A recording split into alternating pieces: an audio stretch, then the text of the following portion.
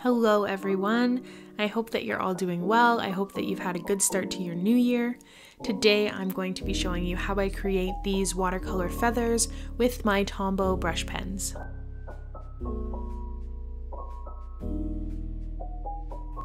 As you can see, there's so many different shapes, so many different color combinations you can use.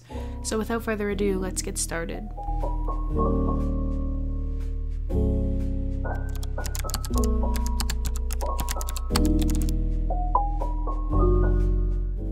First, I'm just choosing the colors that I'm going to be using. I just have this little note card so that I can more easily see what colors I really want to use, what they look like on the paper that I'll be using. I will list the colors that I've chose up here on the screen so you can use the same ones if you'd like, but seriously, pick whatever colors you'd like. I'm sure that it will look great as long as you blend them together well. Again, while I'm sketching out this feather, you can do a similar shape to mine, you can do a wider feather, a shorter feather, you can do a couple feathers all on one page. I just like to keep the shape fairly organic. Don't worry about it being too perfect. Now with these TomBow brush pens, you can color right onto your image and then blend them afterwards, but when I'm creating something that is a bit more delicate or I have to be very careful with how much saturation I'm putting and I want the blends to be really seamless, I like to grab an old yogurt lid like you see here and just put the ink down on there first. Then with my wet brush pen, I can pick it up and use as much or as little as I want.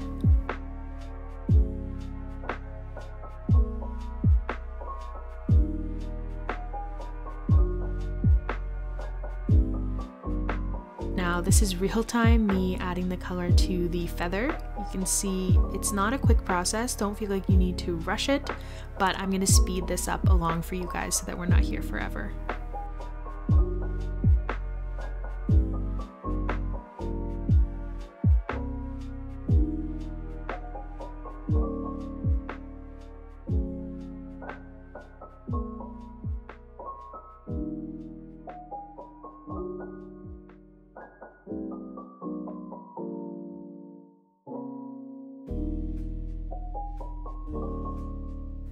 You can plan out where you'd like to place your colors, or you can just make it up as you go along. I knew that I wanted some sort of gradient from the lighter, warmer colors to the darker, cooler ones, so I tried my best to incorporate that. I also like when there's heavier colors either at the outside of the feather's edge or at the inner part towards the stem. I wish I knew what that structure in a feather was called, but I think you know what I mean, the stem of the feather. Yeah, I either like seeing the colors get a little darker in there or a little darker towards the edge, just to kind of, I don't know, I feel like it creates depth. Again, the reason I love using a palette first and then blending is it's a bit more forgiving. It can be hard to blend your colors nicely and seamlessly, so I really recommend going little by little. Start with your darker colors, blend them out into lighter, and then add more saturation, more layers, more colors on top. But if it doesn't look exactly how you want it the first time around, totally okay. Watercolors can be super, super forgiving, so don't get frustrated. Just keep going, don't overwork your paper. Just add in a few colors layer by layer.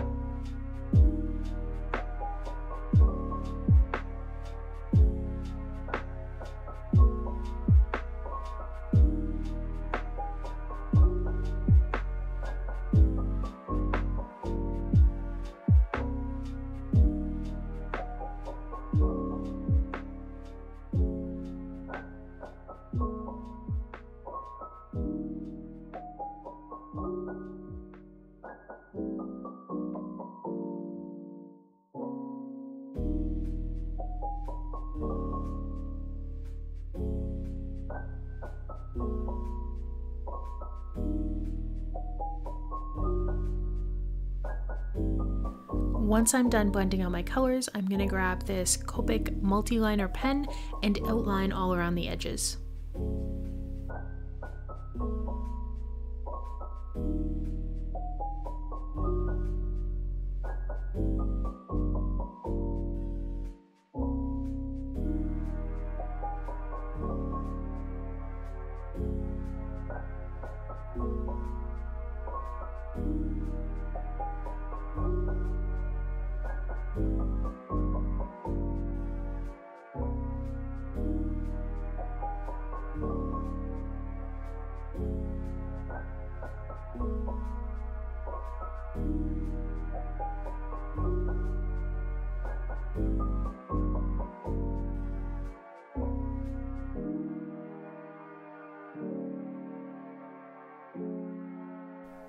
Now with an even smaller multi-liner pen, I'm going to go in and do the details. I'm going to add each individual stroke to the feather and outline that stem in the middle as well.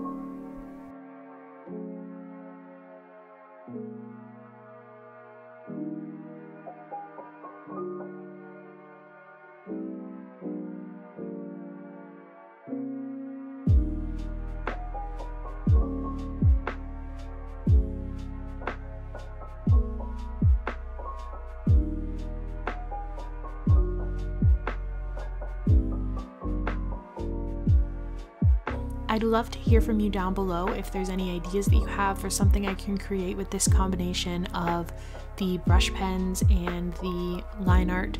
I really love mixing them, and if you have any ideas, anything you'd like to see me put into a video, please let me know down below.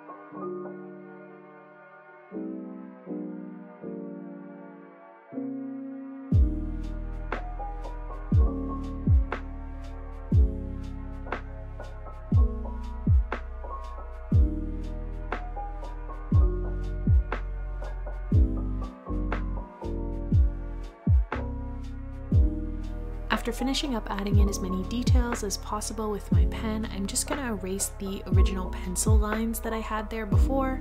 When you erase your pencil lines, just be gentle and make sure that your paper has dried first. If you try to erase and your colors are still drying, it might smudge, it might tear your paper. Here are the last details, my final feather. Everything looks great, everything looks awesome. Okay, except for that little area. Let me just go back in with my colors and fix that. I like to keep in the little mistakes, the little hiccups that I make, so that it's a reminder for you guys, for anybody watching, that there are mistakes. There's tons of them. It's the only way that we get better. It's the only way that we grow, is to keep trying new things and try things that we're not necessarily ready for, make a mistake, and then get better.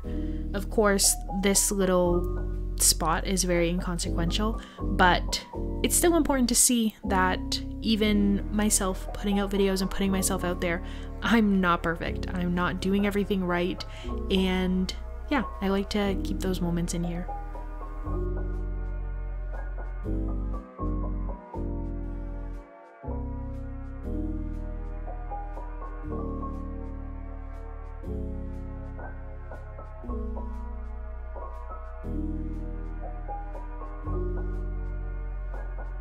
Okay, now we are really done with this feather.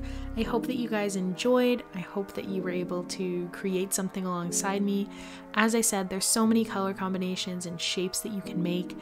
These pieces that you see here, along with the one that I just created, are available on my website at kindlybee.co. You can take a look there to see my work, to purchase an original if you'd like. Thank you so much for your time. Thank you for watching, and I hope I see you guys soon.